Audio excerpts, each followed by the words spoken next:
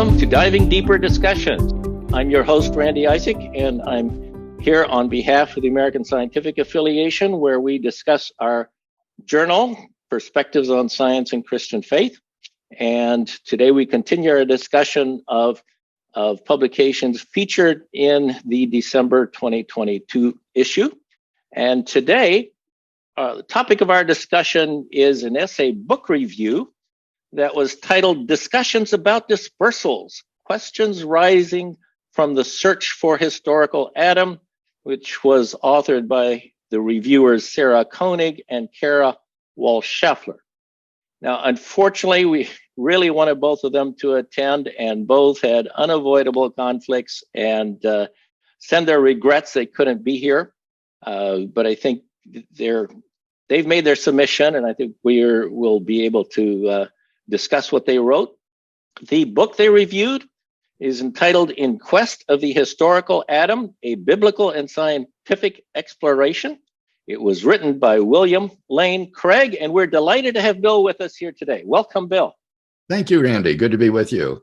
It's great to have you here, and you clearly have a lot of fans because we've got like a record number of people attending here. So this is terrific. So my guess is that most of the people here certainly know of you.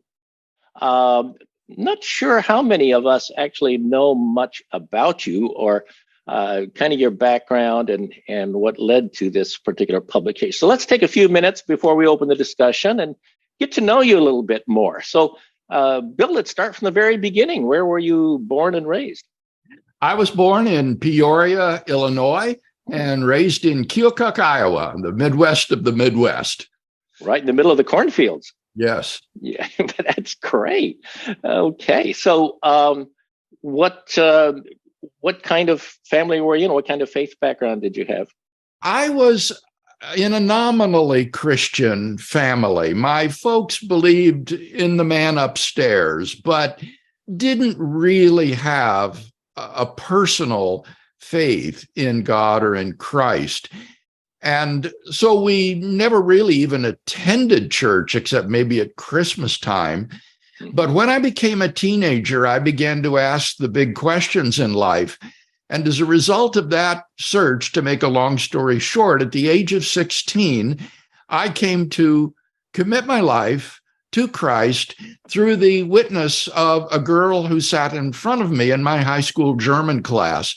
And that completely changed my entire life. I realized that if this message were really the truth, that I could do nothing less than devote my entire life to spreading this message among mankind. And so my call to vocational Christian service was simultaneous with my conversion experience at the age of 16. That's amazing how one individual contact at high school can have such an influence. That's a great story. Yeah, I'm so thankful to Sandy for her boldness and the way she reached out to me. It was amazing. Yeah, that's great. So let's move on to your education. Where did you go to school? Well, I went to Wheaton College after high school, and the price. How'd you get there? Why'd you pick Wheaton? Well, because Sandy's older brother Paul attended Wheaton, and so I thought, well, I'll apply there. And honestly, Randy, I was only 2 years old in the Lord. I had no idea of the Christian subculture or what it was like. And so when I went off to Wheaton, it was like a transformation. And I spent 4 of the most wonderful years of my life at Wheaton to be in a school where the professors would open their classes with prayer, where in the locker rooms, guys weren't swearing and filthy mouth. Where there was a common commitment to Christ, it was like heaven on earth. And the priceless gift that Wheaton gave to me was the integration of my faith and learning. I understood that as a Christian, I didn't have to put my brains in one pocket and my faith in the other pocket and never let them see the light of day at the same time. But I could develop a Christian worldview. And it was at Wheaton that the vision was shaped of sharing the gospel in the context of giving an intellectual defense of the Christian worldview. And what was your major then? Well, interestingly enough, I majored in speech and communications.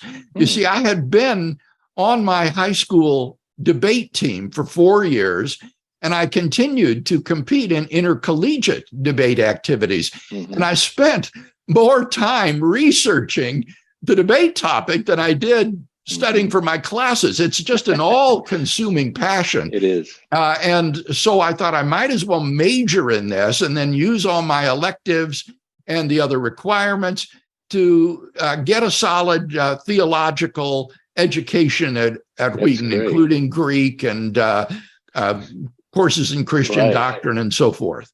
Well, that explains it. Maybe some of you here in this audience know, but I happened to attend Wheaton at the very same time that Bill did, and we don't remember each other, but being a physics major and debate, I think it's clear why we didn't have classes together. But at least, I've been going around and introducing myself as a classmate of William Lane Craig. I mean, this gets me into places, so it's good. Just kidding. But at any rate, all right, so you majored there in debate. What did you do after Wheaton? After Wheaton, I was on staff with Campus Crusade for Christ for 2 years. I thought it was time to sort of wring out the sponge after soaking up all of this knowledge at Wheaton. And then I went on to Trinity Evangelical Divinity School, where I did an MA in philosophy of religion, and then also an MA in church history and the history of Christian thought.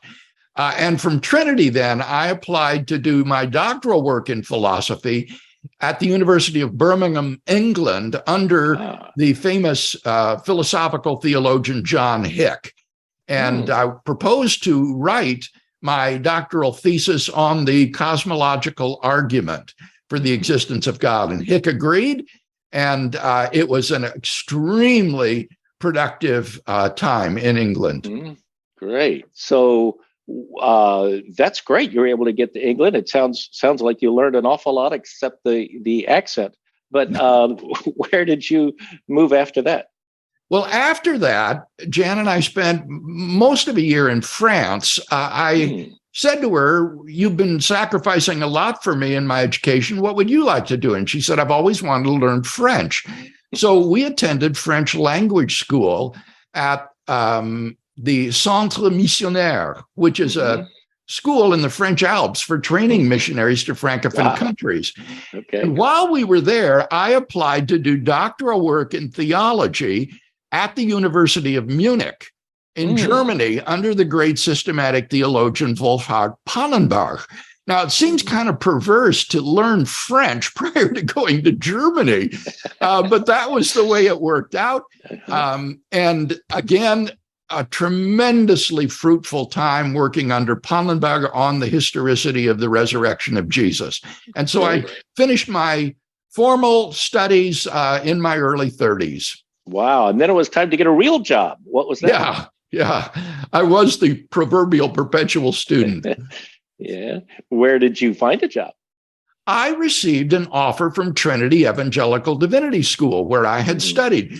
Norm Geisler, who was the head of the Department of Philosophy there, had moved on to Dallas Seminary and had brought in one of my former Wheaton profs, Stuart Hackett, whom you may remember. Yes, very well. And they then approached me to replace Norm Geisler at Trinity. And so I accepted that offer and worked for many years with Stu Hackett as a colleague in the Philosophy of Religion department at Trinity. Cool.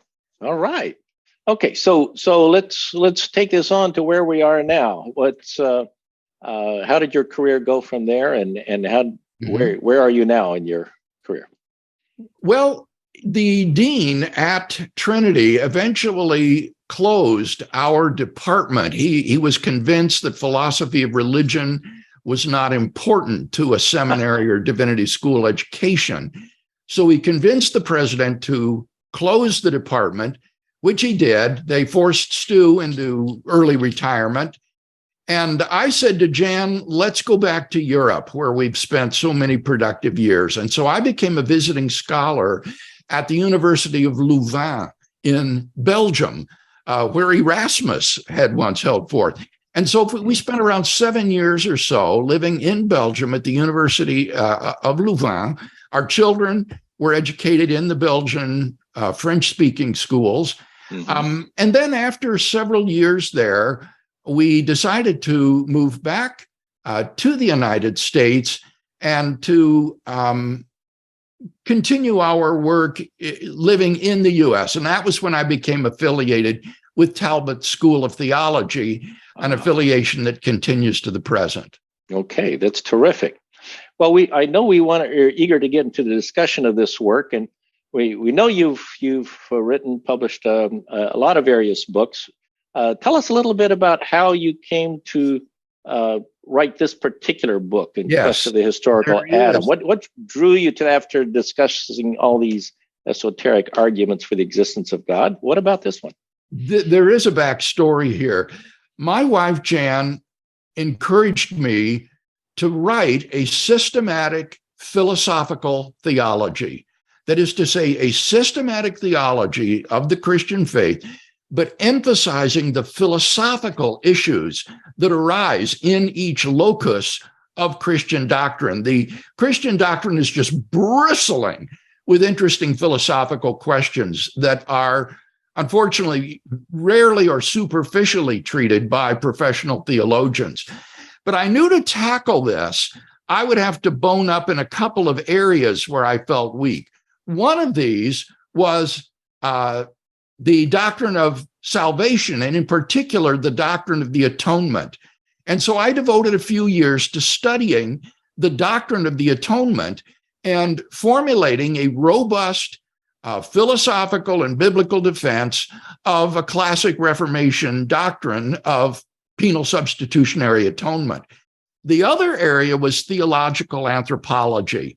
I had been tormented for years by questions as to the historicity of Adam and Eve and the flood and the Tower of Babel and the other elements of the primeval history in Genesis 1 to 11.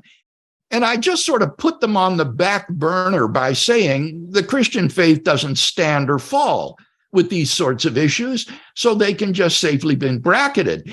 But if I was going to write a systematic theology where I was dealing with theological anthropology, I had to take a position on this issue. And so that began then my study several years ago of the question of the historical Adam. Mm-hmm. And the book you mentioned that we're discussing today is the fruit of that research. And I learned so much. It was a very rich and rewarding study. I'm very glad that I undertook it. Excellent. Okay, that's great. All right. So with that bit of a background, let's get into the discussion, because a lot of you are eager to do that. So I'm going to ask Becky to open up the microphones and enable the rest of you to unmute yourselves. But I would ask all of you to keep your microphones muted so we don't get background noise.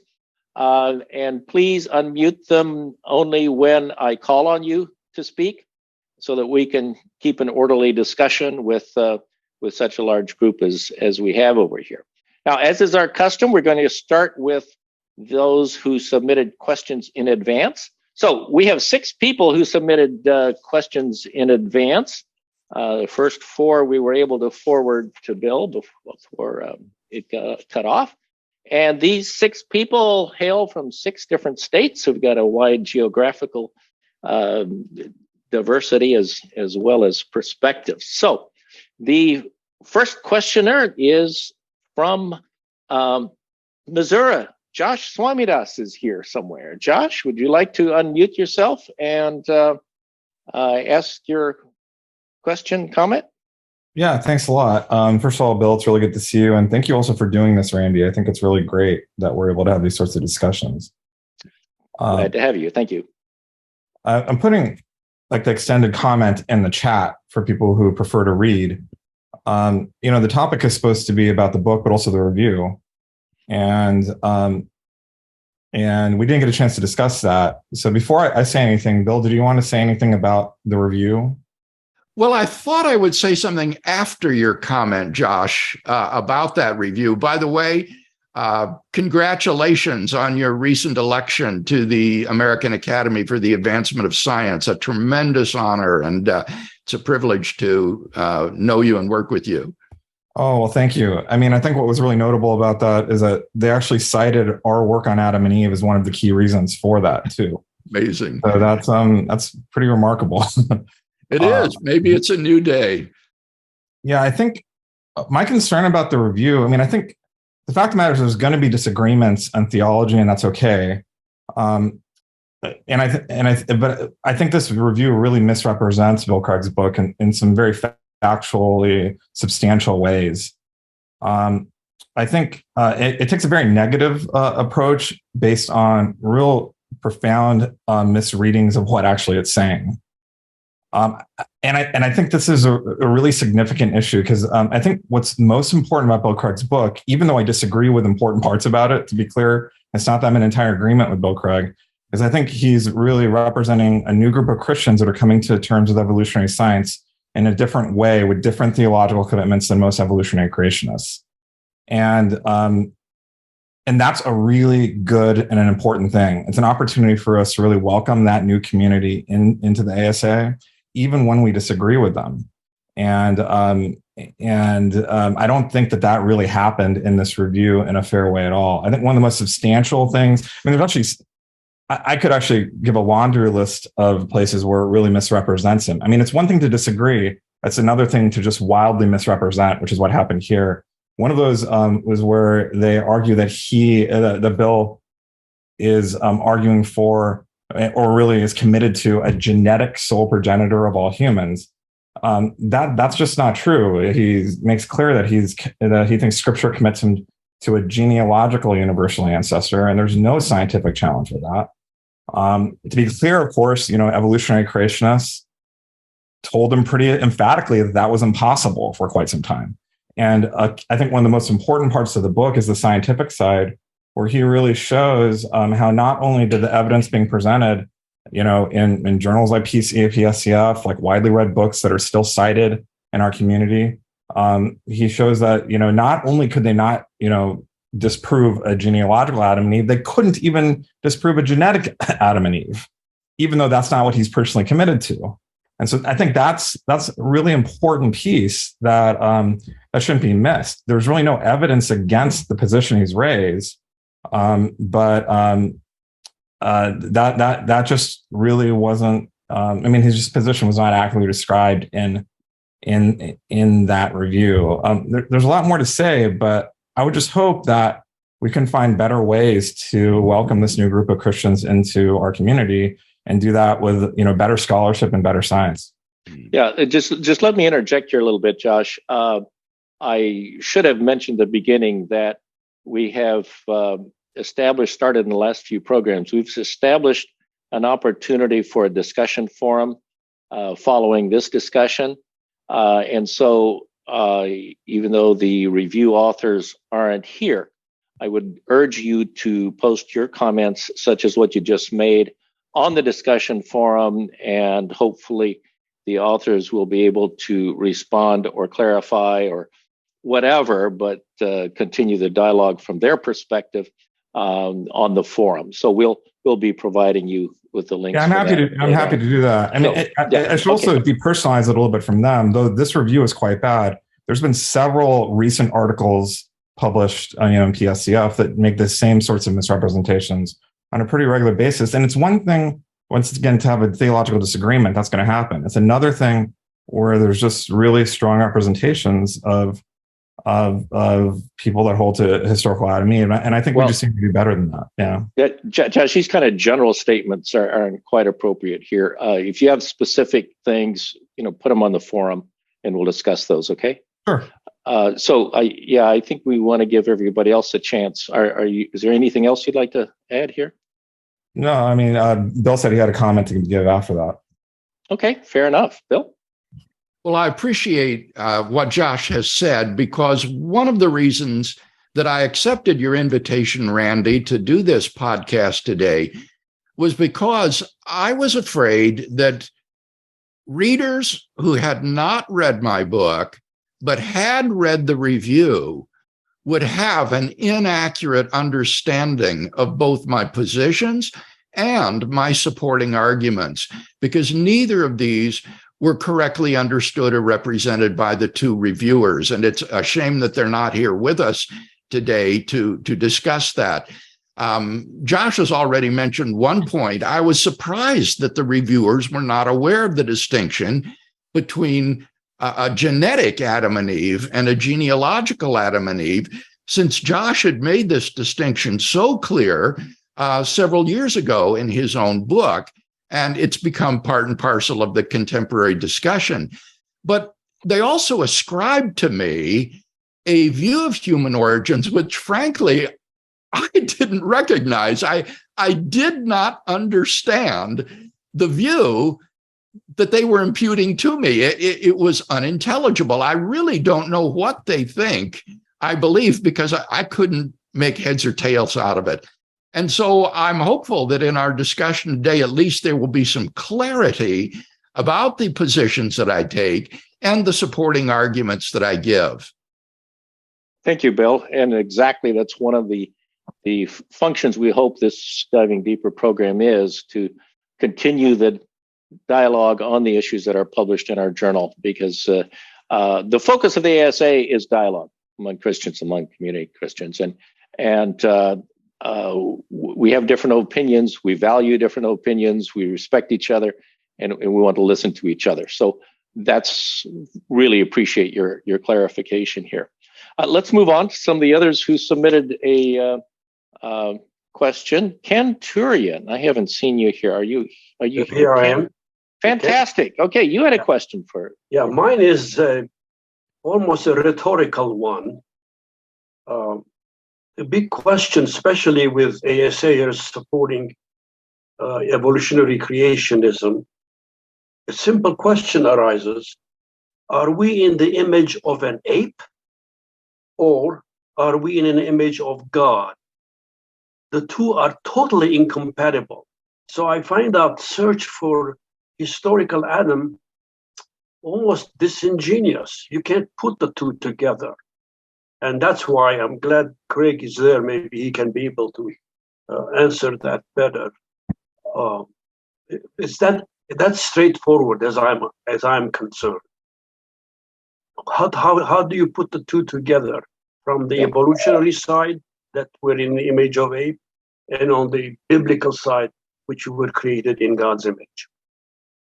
Bill?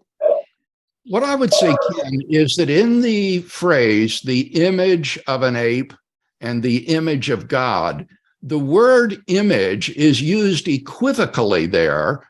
And as a result, there is no incompatibility.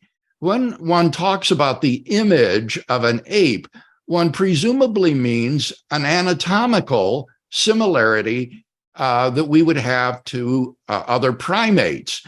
But that cannot be the meaning of the word image when we talk about the image of God, because we don't bear any anatomical similarity to God. God is an incorporeal being, and therefore image must be understood in reference to God as a non-physical reality. Now, however you interpret this, ontologically or functionally or relationally, in any case, the image and likeness of God is going to be a non-physical reality.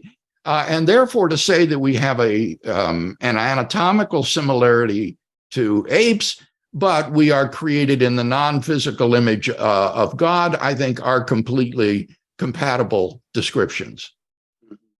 Thank you. All right. Thank you very much. Yeah, Ken was speaking from Colorado here, but now let's go on to Indiana with Del Kuhn. Del? Randy, thanks. And Bill, thanks for the book. I liked it. Sometimes I think I'm in the wrong webinar because I happen to like the science part, but not the liberal arts part. I really liked your editorial decision to have a separate, clean track through your argument with interesting discussions in the footnotes. So good. Well done to you and your editors. However, I can't go all the way to your conclusion that the biblical Adam and Eve were the lived about 500,000 years ago as the sole progenitors of several human species.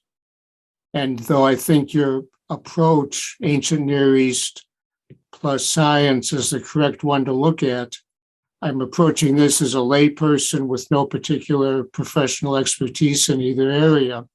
But I've got more confidence in the science, a little bit less confidence in science modeling, but skepticism in approaches or contemporary interpretations of ancient texts that seem to be a modern understanding of them that's reasonably beyond what the author would have known. So my question for you is really a two-parter.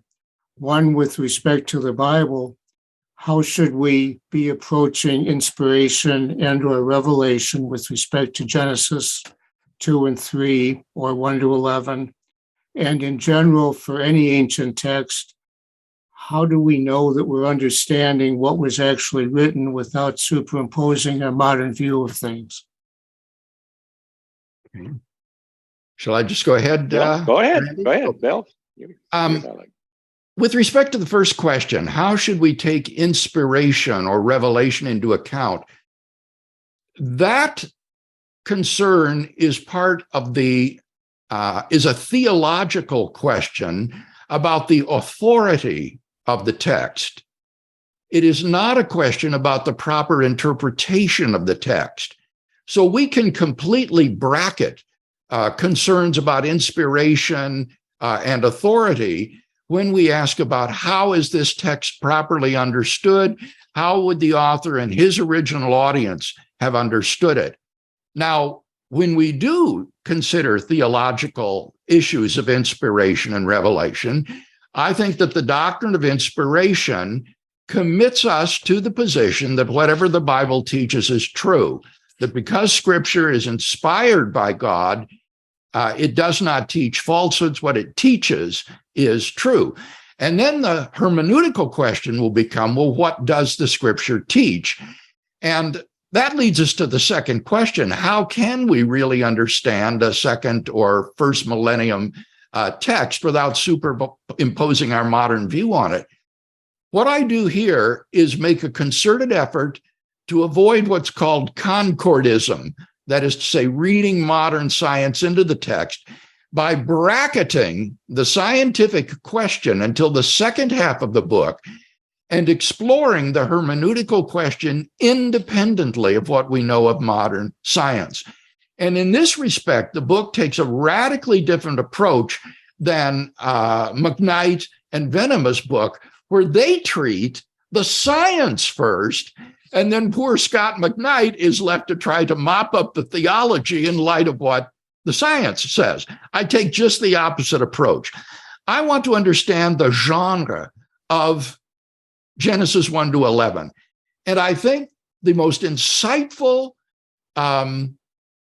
realization that I had in this respect came from Bill Arnold, the Old Testament scholar at Asbury Seminary, where he points out that the best genre analysis of Genesis 1 to 11 is what the great Assyriologist Thorkild Jakobsen called mytho-history.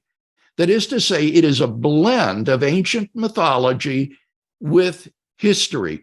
It intends to narrate events about real people that actually lived, but these stories are clothed with the language of mythology, which is often figurative or metaphorical. And one way you can explore this is by looking at what students of folklorists, determine are the earmarks or family resemblances of myth. And I list about 10 of these family resemblances that folklorists have established. And then I look closely at the text of Genesis 1 to 11, and lo and behold, I find multiple instances of 8 out of 10 of those family resemblances. So I think that it is very plausible that the primeval history of Genesis 1 to 11 is an Israelite myth. It is a quasi-mythical in nature. But then I noticed the role of the genealogies in it. and the genealogies portray a definite historical interest.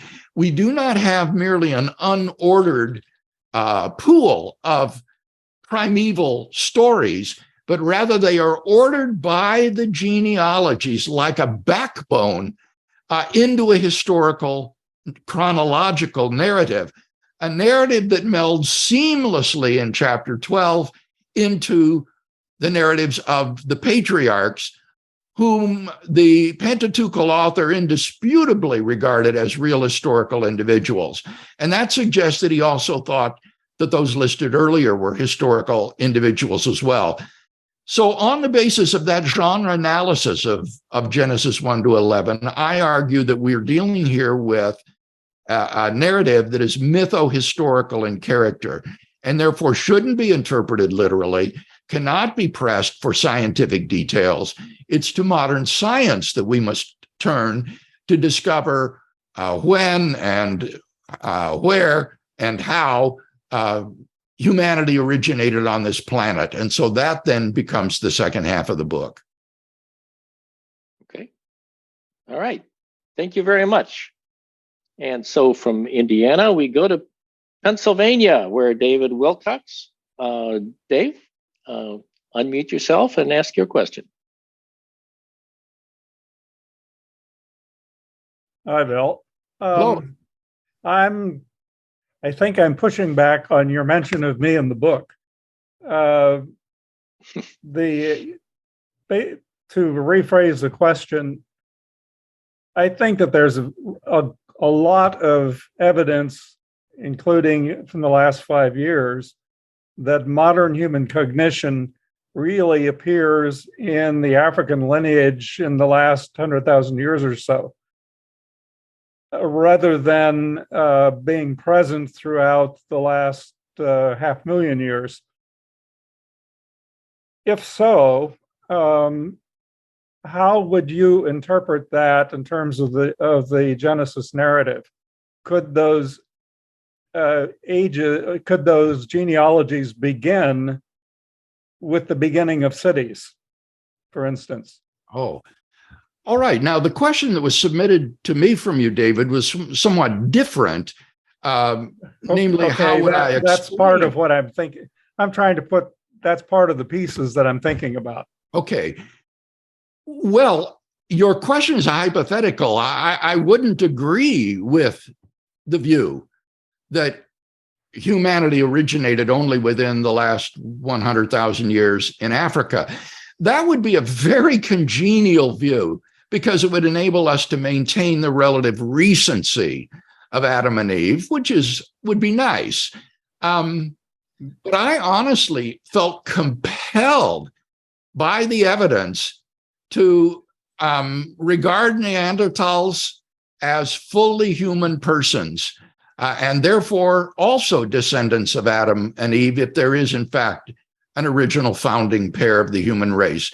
So I felt forced by the evidence to disagree with the view that you laid out. But if I were to adopt your view, which is the question now as you phrased it, how would you put that together with Genesis? I think you'd probably come up with something like Andrew Loke or Andrew Swamidas's recent genealogical Adam view, where you've got all these hominins running around outside of the garden, and therefore Adam and Eve were just a select pair that God had set aside. But in fact, outside the garden, there were other anatomically similar people. And as I say, that's a different view that is defensible and on the table today, but I guess I agree with it. I guess I would say I feel forced by the evidence to the position that I'm thinking, based on a lot of recent research about the unique genetic, several hundred unique genetic loci that are present in modern humans that weren't in Neanderthals, that are involved with cognition and speech. Well, in my work, I review that genetic evidence, and what I found was to the contrary, that sketchy as that genetic evidence is, the genes that are thought to be conducive to language ability were through mutations that occurred in the ancestral stem to Neanderthals and Homo sapiens, so that Neanderthals in their genome share the same crucial genes that are thought to be conducive to language ability.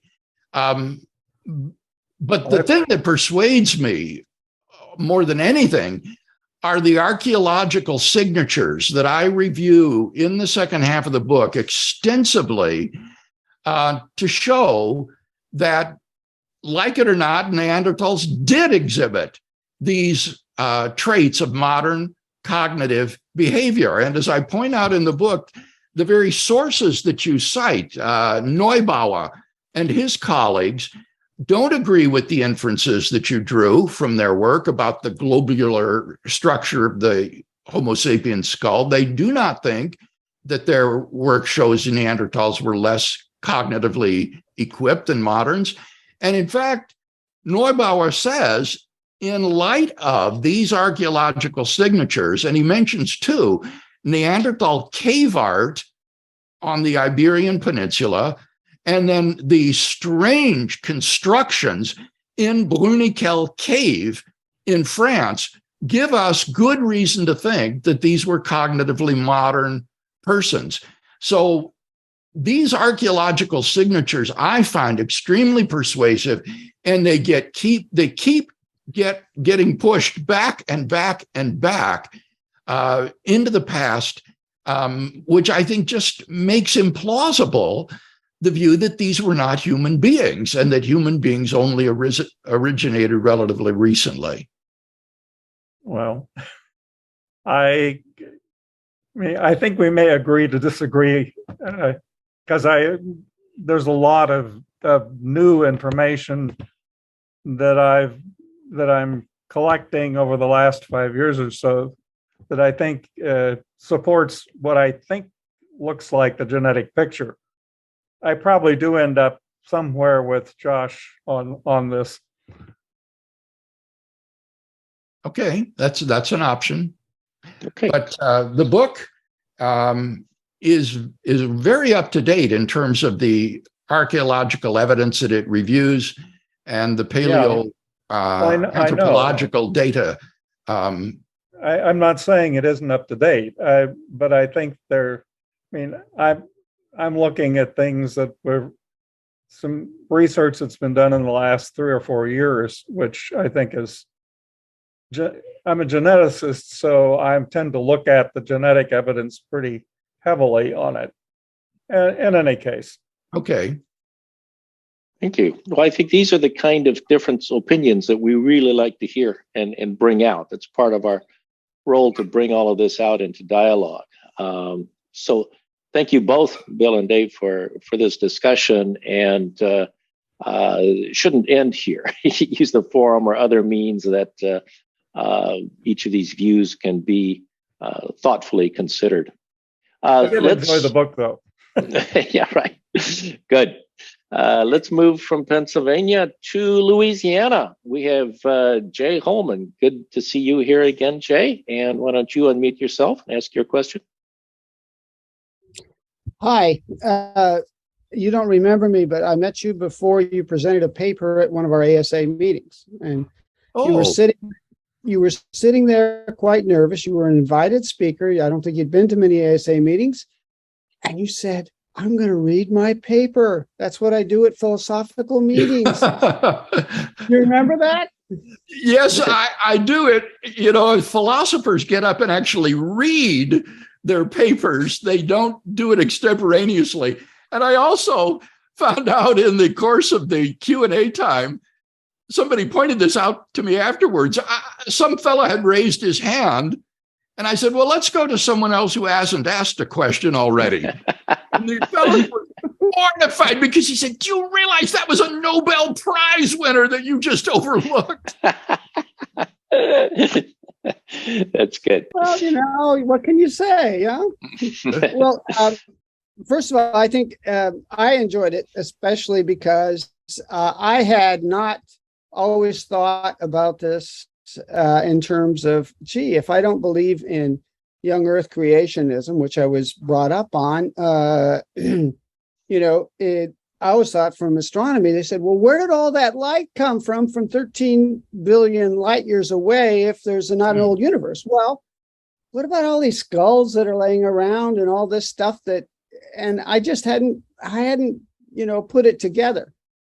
And since you didn't get to see my question in advance, I can invert the question. I think you've already answered the question that I actually wrote, which was, what difference does this make to an existential faith that you have this insight? And could that be a stumbling block for people who don't have that? But I want to ask it this way. You studied this and you said you'd ignored it before, you put it aside. Now you've got this new concept. How has that helped your existential or personal faith, or has it at all? Or is it? As I say, I was in turmoil about this. This was not, in one sense, fun for me, because I was really torn about this question. And I kept thinking in my mind, is my legacy going to be that William Lane Craig went liberal in his old age? And I didn't want that to happen. And yet I was determined to follow the evidence to where it led.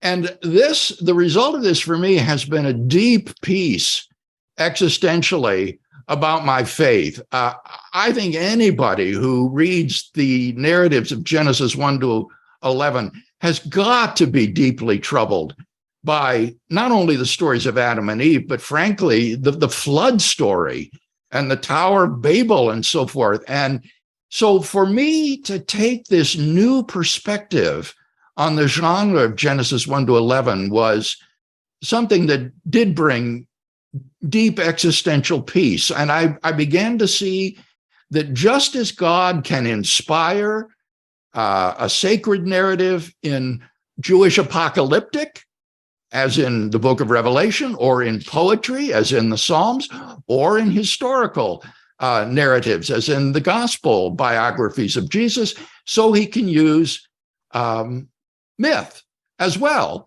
as a vehicle for his truth. And so this has been deeply satisfying for me. Okay. All right. Thank you very much. And our final question submitted in advance comes from Seth Hart. Seth? Hey, thank you so much, Dr. Craig. I really appreciated the book. Now, in my foolishness, I actually addressed these questions to the review authors rather than to you. So if you were Professors Koenig and Wall-Scheffler, Professor Craig, how would you answer these questions? No, that's a joke. If you were them, that's a joke. No, so okay. Instead of doing that, what I decided to do is if I can return to the review article, right. I think we've commented on the scientific side. I'd really like, rather than just to throw out mine, I'd really like to hear what you have to say, what you thought on the first part, the theological side, right?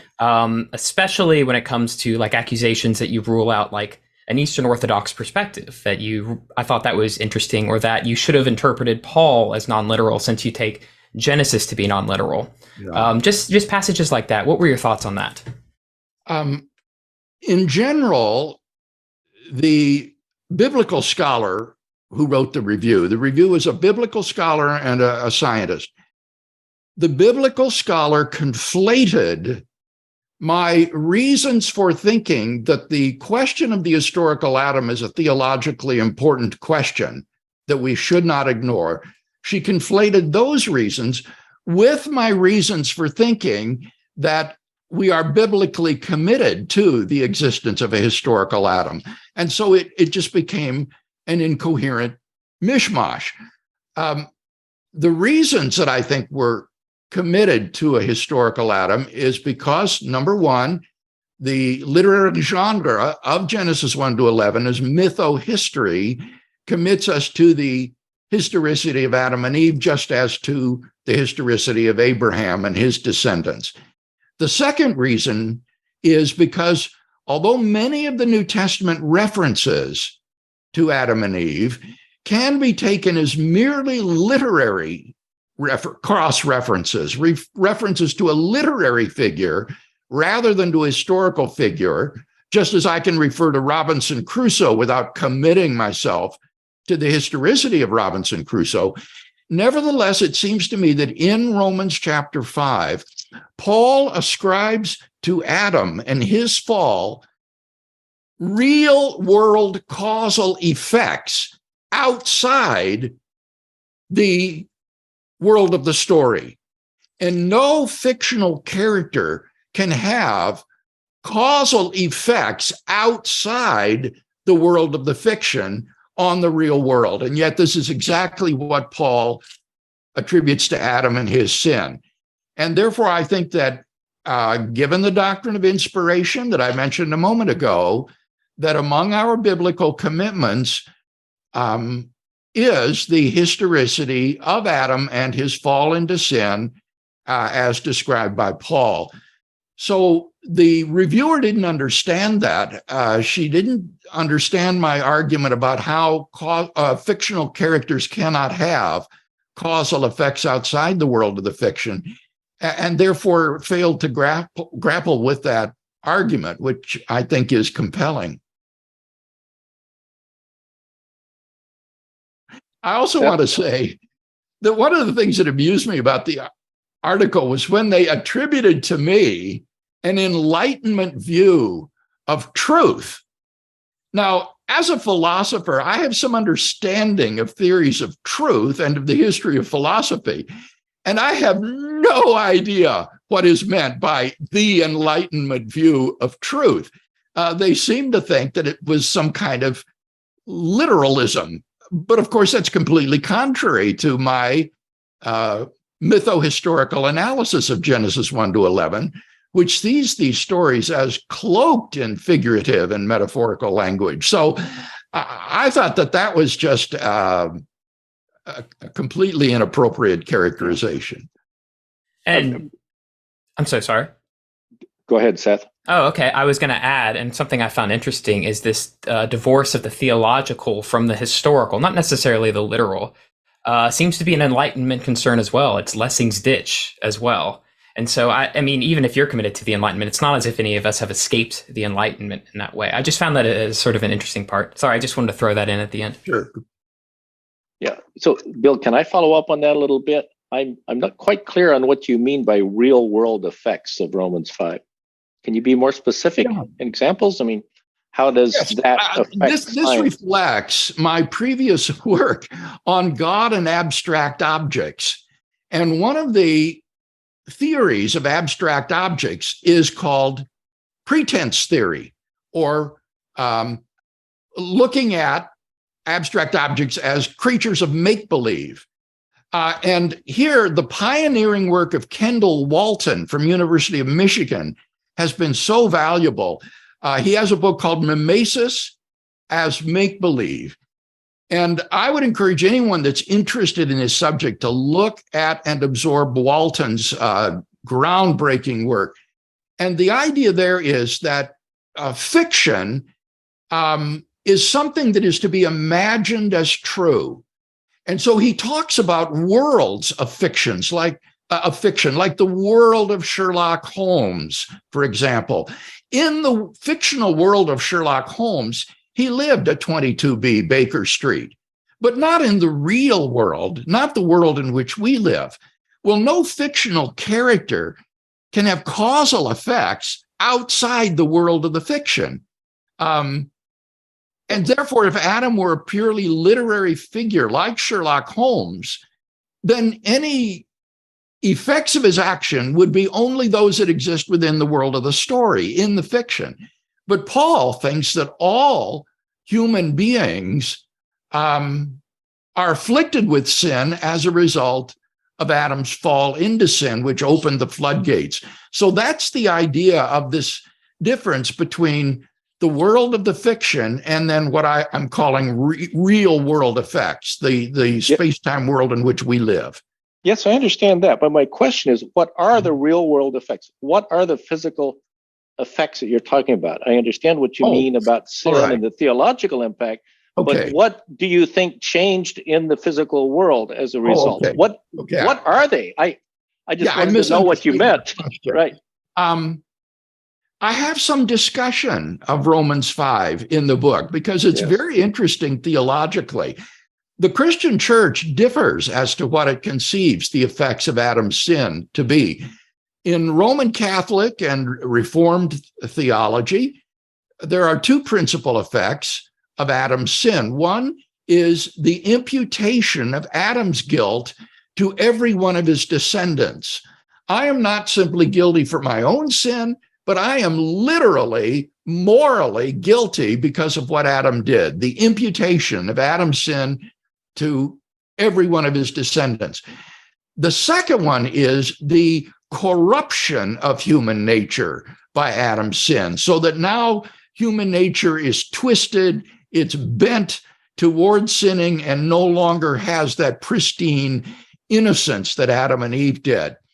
Now, in Eastern Orthodoxy, like your Greek Orthodox and Russian Orthodox traditions, they deny the imputation of Adam's sin to each one of his descendants. They don't believe in original sin in that sense, but they do believe in the second consequence, namely the corruption of human nature that issues from Adam's sin. Now, what became striking to me is that when you do a close exegesis of Romans 5, I don't think either one of those is taught by Paul. Paul doesn't say anything about human nature having been corrupted by Adam's sin. And I don't think he also says that Adam's sin was imputed to each of us. And so I don't think either of those classical components of the doctrine of original sin is taught by Paul. Certainly it's not taught in Romans chapter 3. In Genesis chapter 3, when the consequences of the fall are described. So it seems to me that the best view is to say that the consequences of Adam's sin were simply to open the floodgates of sin to the world, that through Adam and Eve's sin, moral evil came into the human race. And then Paul says death spread to all men because all men sinned. So it's sort of like a contagion. It's like a moral contagion or disease that is perpetrated throughout society and spreads to every human being. But we shouldn't think of it, I don't think, in terms of either imputation or corruption of human nature. So, Bill, would it be correct if I were to summarize your response then, that when you say real world effects, you are not talking about anything physical or biological that changed at that point? Right. Right. This was so physically and biologically, everything continued. Yes. Okay. This was another major insight, if I may say, or realization on my part. In my previous work on the resurrection of Jesus, I had attributed human mortality and physical death to sin. But as a result of my study on the historical Adam, I'm convinced now that that's not what either Genesis 3 or Paul teaches. The consequence of Adam's sin is spiritual death. It is alienation from God and estrangement from God, not physical death. Adam and Eve were created mortal. And that's the whole rationale for the tree of life in the garden. If they were naturally immortal, the tree of life would have been a superfluity. But they were cast out of the garden so that they wouldn't eat from it. In the story, I think it shows that they were conceived to be ordinary mortal people. And that's why they didn't drop over dead when they sinned. Even though God said, in the day you eat of it, you shall die. They didn't die physically, but they did die spiritually and experienced alienation from God. And when you read Romans 5, what Paul is talking about there is spiritual death and justification as its remedy. When Paul deals with physical death, that's in 1 Corinthians 15. And there, the remedy for physical death is not justification, it's resurrection from the dead. The resurrection from the dead undoes our physical mortality. So that was a huge theological shift for me that came about as a result of this study. Okay, that's great. Thank you very much. I think that's a very helpful clarification. It wasn't clear to me what you were saying there. So, okay, so that ends the questions that were submitted in advance. And now let's open it up to overall discussion. Again, please go to reactions and raise your hand, and we'll do that in sequence. And from the very beginning, Fred Cannon, you've had your hand raised, so let's hear from you. Thank you, William, for your very helpful book and discussion here. I've gained a lot of insight, and I especially appreciate your description of inspiration as giving authority. Yes. So I'd like to raise a concept that seems to be fundamentally underlying a lot of the discussion about who Adam was and so on. And that is that if you look at the three, I would say, primary lexicons that talk about all the different Hebrew words, like I'll start with Gesenius. He says, can be plural form.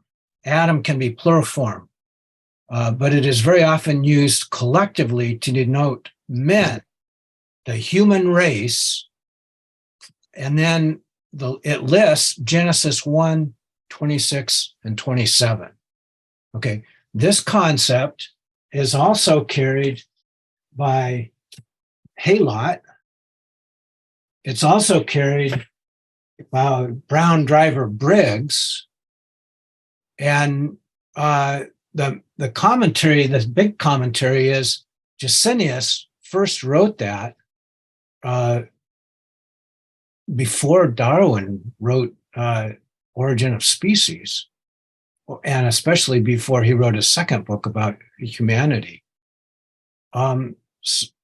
So my perspective that would be apparently carried by people that even preceded Darwin is, what's the big brouhaha? Genesis 1, let me finish. Genesis 1 is about Adam humanity. Genesis 2 is about a specific person that had relations with a specific other person named Eve. Right.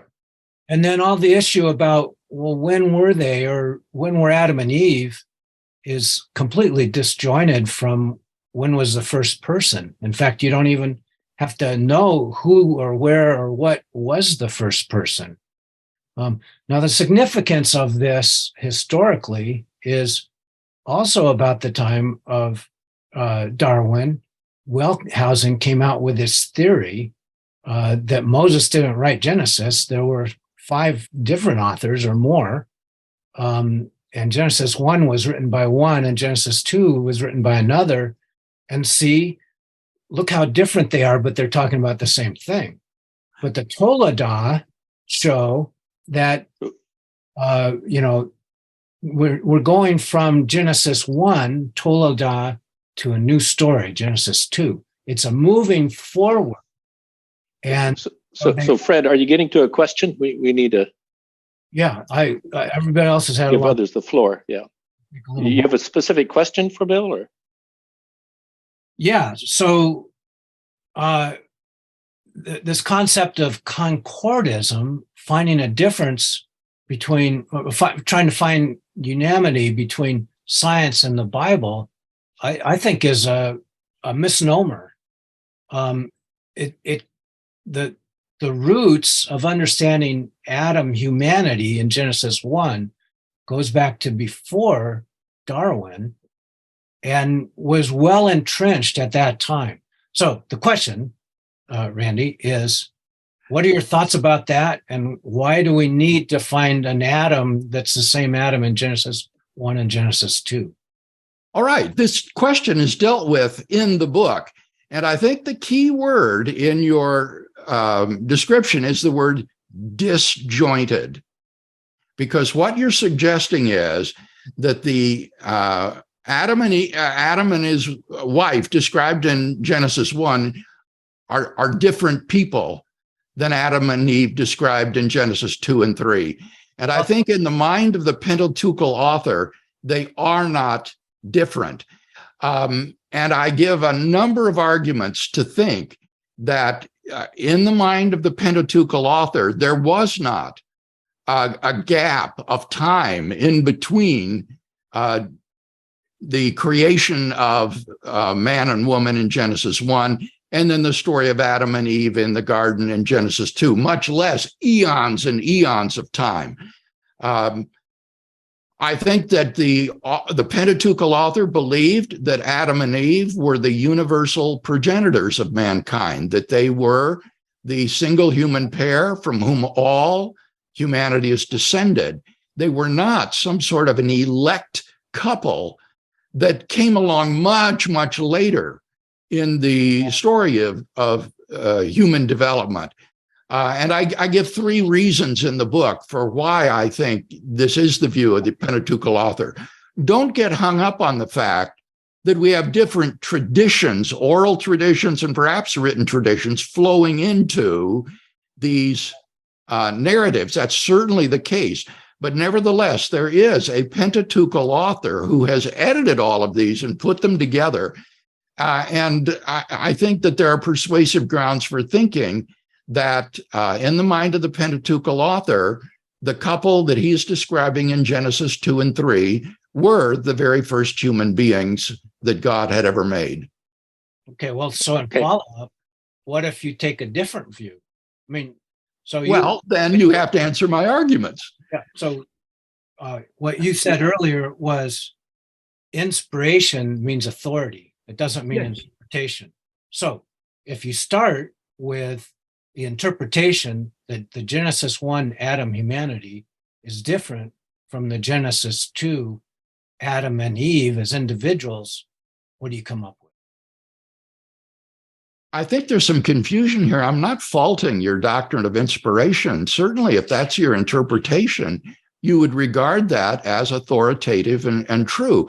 What I'm suggesting is that that's not a good interpretation, or at least it's not the most plausible interpretation of the text. The attempt to read a time gap in between Genesis 1 and 2 and to think of these as a later select couple that existed eons later, I think is just without textual foundation. In fact, my suspicion is that this is a result of concordism. It's an attempt to read in a considerable interval of time between the creation of man and woman in Genesis 1 and then what we have in Genesis 2 and 3. But so you're quite right in saying that Adam can refer to a collective or plural group, that it's not a proper name in Genesis 1 to 11 until you get to chapter 4 and verse 1. But nevertheless, I think it is describing two specific individuals that are the founding pair of humanity in the mind of the author of the Pentateuch. Okay, we need to move on. A lot of people want to ask questions. Let's keep your questions concise and do that. Carrie Johnson, you're next. Yeah, hi. Thanks. Thanks for joining us, Dr. Craig. So there's one thing I don't understand, and maybe you can help me here. If I understand your argument correctly, you place Adam and Eve 500,000 years ago or more? Yes, more. And one argument for Adam being historical is the genealogies in Genesis. So that seems like an awful long way to go back with those genealogies. It would imply that we're compressing something like 10,000 or more generations into something like a dozen. Is that how you understand that? I don't think that should be your perspective, because you've got to remember that in the mind of the Pentateuchal author, we have here a mytho-history that is only about 2,500 years long, from the time of creation to the call of Abraham. It's a very tiny little history, even compared to ancient Babylonian accounts of Babylonian kings and ancient Egyptian accounts of prehistory. So these are genealogies that are not meant to be extrapolated over 750,000 years. They are the genealogies of this little tiny mytho-history. And therefore, I don't think you should try to interpolate gaps in between them. I think you turn to science to discover the time at which humanity originated on Earth, and don't try to read that into this mytho-historical narrative. So the Adam that the genealogies point to is the same as the Adam that lived over 500,000 years ago and was the first. Right, because he's regarded as Adam and Eve are the founding pair of the human race in the mind of the Pentateuchal author. And so what we do is we turn to the evidence of paleontology and population genetics and archaeology and ask, is it possible that there could have been a founding pair of the human race at some time in the past? And what I discovered is that on the basis of these archaeological signatures I mentioned, if there was such a founding pair, they had to live prior to the divergence of Neanderthals and Homo sapiens. And that lands us with the stem ancestor Homo heidelbergensis, who had a brain capacity comparable to modern Homo sapiens, and with whom technological advancements were associated, indicating modern cognitive capacity. So it would be on the basis of these archaeological signatures that we would locate Adam and Eve at that point. And then one would discover that this is completely compatible with the data of population genetics, which says that if a founding pair lived earlier than 500,000 years ago, we would have no way of ruling that out on the basis of the genetic divergences in the contemporary population. Those divergences could have stemmed from a founding pair if they lived earlier than 500,000 years ago. All right. Thank you, Marty. We've got 4 more questions and maybe 15 minutes left. So maybe we should keep it to these 4. Marty? Yes. Hi, Randy. Thank you, Bill. Regarding your mytho-history interpretation, I want to draw a quick parallel that lots of secular ancient Near Eastern scholars find similarities between the early Bible and, for example, the Enuma Elish, the water, the light, the chaos, the creation. And they conclude that they're sort of the same. Yes. But they don't explore the radical differences that, in the Bible, God is over the waters, not derived from them. God brings order out of chaos rather than the gods creating humans because they don't want to deal with the chaos. And Dr. Ken Keighley has pointed out that these sort of identify Moses as a missionary to the Hebrews, and he's trying to understand the views of the day and speak to the Hebrews who would have been somewhat astonished by many of the things that he said. Yes. So my question to you is, what differences do you see between the remaining chapters 2 through 11 of Genesis and the other mytho-histories, and what issues do you think that the author is trying to clarify on behalf of Yahweh or clear up for the Hebrews? This is such a good question. I spend a major part of one chapter examining these alleged similarities between the Enuma Elish and the Genesis 1 that people like Peter Enns and Kenton Sparks have appealed to show the dependence of these Hebrew myths upon these ancient Mesopotamian myths. And I am convinced that kind of dependence thesis is absolutely bogus. When you look at them closely, what you find is that the lists that Enns and Sparks give are derived from Alexander Heidel's book. And in that book, Heidel makes a number of mistakes that are repeated then by Ens and Sparks, even though they are elements not even found in the Enuma Elish. And so I think it's completely mistaken to try to see these Hebrew myths as derived from or dependent upon these Mesopotamian myths. If anything, as you indicated, they were more a reaction to it. Rather, the way in which they resemble myths is that they share the same grand themes. For example, the origin of the world, the origin of humanity, the great flood. These are common themes that are treated in myths, and these are found in Genesis 1 to 11 as well. But that's not the same as dependence. Now, in terms of differences, one of the most startling differences that emerges is what I call the desacralization of nature that occurs in Genesis 1. This is often referred to as demythologizing, but I think that's quite mistaken. Mythology is a literary genre, and there's no reason to think that you cannot have a monotheistic myth, such as you do in Genesis 1.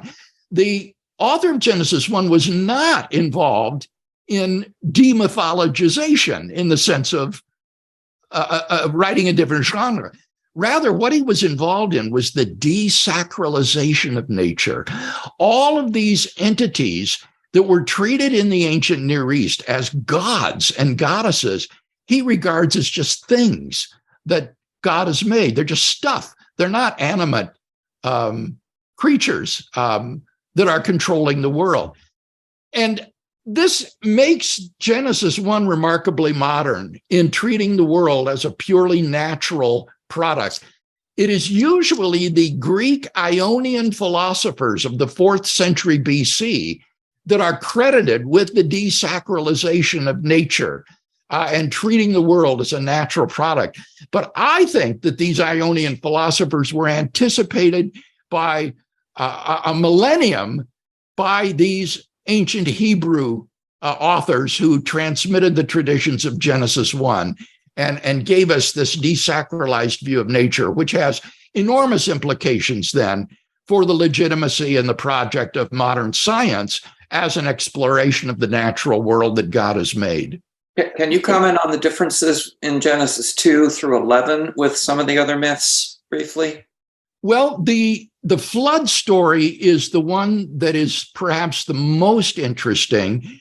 And when you look at the Atrahasis epic, which then got incorporated in the epic of Gilgamesh, and compare it to the flood story in Genesis, there really are very few similarities that would suggest dependency or literary derivation, except for the story of Noah's release of the reconnaissance birds after the flood is over. That story of the release of the reconnaissance birds resembles very closely a story of what Utnapishtim does in the Epic of Gilgamesh in releasing birds to see if the land is dry. But here is the really interesting part. That wasn't in the original Atrahasis epic. That was an addition in the Epic of Gilgamesh that is not attested prior to, I think, something like 750 BC, which puts it well after the Genesis narrative. So it's not at all clear that even this very similar story of the reconnaissance birds can be attributed to Hebrew borrowing from these Mesopotamian traditions, because they tend to antedate the story of the reconnaissance bird. So that would just be one other example. I have not found in any commentary or any other book as detailed a discussion of the flood story and its provenance as what I give in this book, In Quest of the Historical Adam. And I'm really anticipating and eager for interaction with Old Testament scholars or Assyriologists on that section of the book. Okay, we need to move on. Thank you, Marty. Steve. Hi, Bill. First comment, if you've read my review of your book in Science, I think you covered a great deal of science very well. And I think in the context of the reviews that we've been talking about here today, I kind of wish they started with that a little bit more. That's a major achievement and not all easy to do. So I think that's great. But my question for you is more about theology, and in terms of your thought, disentangling, thinking in terms of Paul and Adam. Yeah. Adam can have two functions. One is as, along with Eve, the origin of humanity. The other is as the introducer of sin. And Paul's emphasis there is he's talking about the introduction of sin. And if sin is not transmitted, it's not a physical thing and a spiritual thing. And does it have to be transmitted physically? Would Adam necessarily be the ancestor of everyone? Even if you take Paul as requiring that there be an originator of sin, a single person who is Adam, does that have to be a physical ancestor of all of humanity? Well, I certainly don't agree with Augustine that original sin would be passed on biologically or physically. Mm-hmm. So I take it that Paul attributes the entrance of sin into the human race and all of the disaster that's followed as due to an historical event by a historical person. So that's the only connection that I'm trying to make, not anything about the transmission of sin, but I don't see how you could have sin introduced into the human race as a historical event unless it's connected with a historical person who committed that sin. Sure. Does that historical person have to be someone 500,000 years ago, or could it have been someone more recently who is not our physical ancestor? Well, theoretically, except Paul calls him Adam, and he refers to Adam as the first man. So I think it's pretty safe to say that when Paul talks about Adam, he means the Adam in Genesis 2 and 3. Okay. I mean, yeah. It's possible to think that Paul thought that and not necessarily think that he's teaching that. Well, that's the question, isn't it? I mean, that needs to be dealt with. But my sense is that this is part of Paul's teaching. Okay. All right. Anyway, you've answered my question, so thanks. Mm-hmm. Okay. Thank you. Dave, your turn. If you unmute yourself, please. Okay. There we go. That's better. Thanks for the presentation today. Appreciate it. And I'm looking forward to reading the book. My comments are around some questions that I've had. And I actually did a presentation as a poster session at the 2022. So I've been trying to pull some of this information together. My questions are pretty simple. I think that we need to look at Adam in terms of the context, both of Mesopotamia and civilization. I think it's very interesting that Adam is spoken of in terms of a garden. And that's something I haven't heard a lot of talk about here today.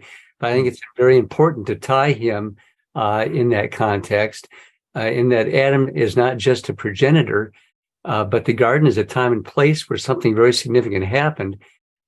We see God introducing the idea that he wants a relationship with the human beings that he's created. And that, of course, goes wrong. So I would like to see the discussion of Adam talk about those kinds of issues as part of the discussion. Okay, I do have a good discussion of the Garden of Eden in the book, and particularly the way it's identified geographically with the 4 rivers and where it might have been located. I don't see that there's anything of great importance in this myself. I don't think that the time and place is something that is theologically weighty. So interesting, but I don't see it as important. Okay. All right. Thank you very much. Thank you, Dave. Let's move on to Steve. Hi. Yes. My question is, I'm understanding that you're saying Genesis 1 to 11 is a mytho-historical genre. But then I think I'm understanding you're saying starting with Genesis 12 and onward, it's going from non-literal, then it becomes literal, starting in Genesis 12.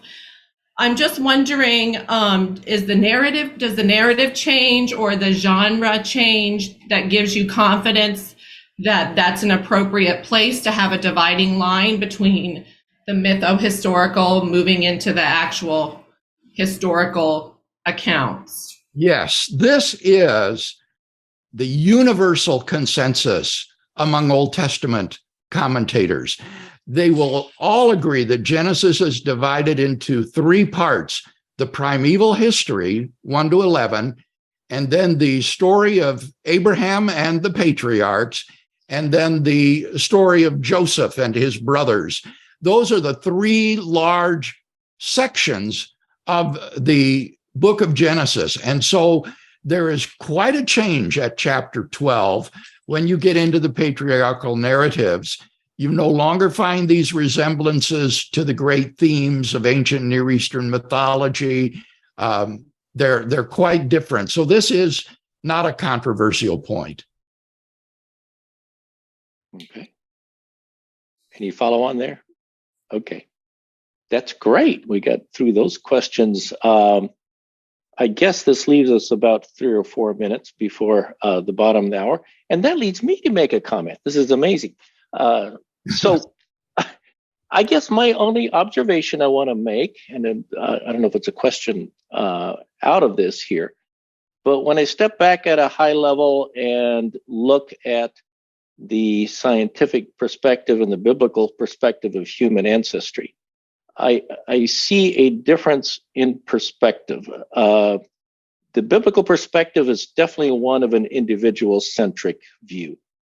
That is, it really focuses through the genealogy and everything to an individual as the origin. Scientifically, it seems to me that both the genetic data and the genealogical background that Swamidas has articulated for us very helpfully, but both of them seem to move us from an individual-centric to a population-centric view. That is, after, I don't know how many, few thousand years, maybe 6,000 years, no more than 6,000 years, that individual contributions to ancestry become less important than the population view. That is the collective perspective. Genealogically, I think Josh has informed us. I still have trouble believing it, but he says it's true, and I guess it's true that everyone alive today is a genealogical descendant of everyone or every fertile person that was alive 6,000 years ago or more. What that tells me is that it shifts us from an individual-centric view to a population-centric point of view. Now, if that's correct, and I may be wrong in my understanding here, but if that's correct, it's not clear to me how a scientific perspective can in any way either confirm, support, or deny or reject an individual-centric point of view about Adam. Mm-hmm. Does that make sense? Yes, it does. And let me simply say that although it is true that in evolutionary theory, it is primarily populations that evolve, nevertheless, even evolutionary theorists will sometimes talk about founding populations where, say, a tiny group splits off and becomes geographically separated, and eventually that becomes another species that issues from this very tiny initial population. So this is not unknown in evolutionary theory, and my contention is simply that there's nothing in the evidence of population genetics or evolutionary theory that would rule out a founding pair at the fount of the human race. Right. But that's my other. But that's the other bone I'll pick a little bit. Well, let me finish. So I'm agreeing with you that there's nothing that would contradict it. And I'm not seeking for anything to prove it. I'm not suggesting that science can prove that there was an Adam and Eve. What I'm looking to science for is primarily some window during which we can surmise that Adam and Eve lived. I want to know, when did humanity first walk on this planet? And there, I think science can be very informative in letting us know when this was. Well, if you're talking about a tiny population that is significantly more than 2, then I think you have a point. But I don't see that anything. Now, you and Josh as well typically say, well, science doesn't rule something out. But science isn't really in the business of ruling things out 100% all the time. You're looking at what are the probabilities, what is the most likely scenario. And no, we can't rule it out 100%, but that doesn't mean that it's a credible scientific perspective. Oh, I'm not appealing to 100% probability or anything of that sort. I don't think there's anything improbable about there being an original founding pair of the human race. You can't prove it, but there's no evidence against it. It's not improbable. Well, and I would say that I'm looking for a window, Randy, of several 100,000 years, that somewhere around 750,000 years ago or thereabouts, it's plausible to put Adam and Eve as Homo heidelbergensis, not earlier. Well, we need to discuss a little bit of what we mean by scientific plausibility. But we need to continue this discussion in the discussion forum. I told you earlier, we have a discussion forum that has been set up to continue because many of you have questions you didn't put up. Becky, can you put that in the chat? Do you have it already? There it is. Okay, you've got it on there. I want all of you to copy this and contribute your thoughts. That link will also be available on our archive page. But with that, I would really like to thank you, Bill, and all of you who spoke, and all of you who listened. Really, thank you for appearing here. You've provided valuable insight into a topic that many of us have a lot of interest in, and we appreciate your taking the time out from your schedule to come and join with us. Thank you very much, Bill. Thank you, and thank you to all who joined us.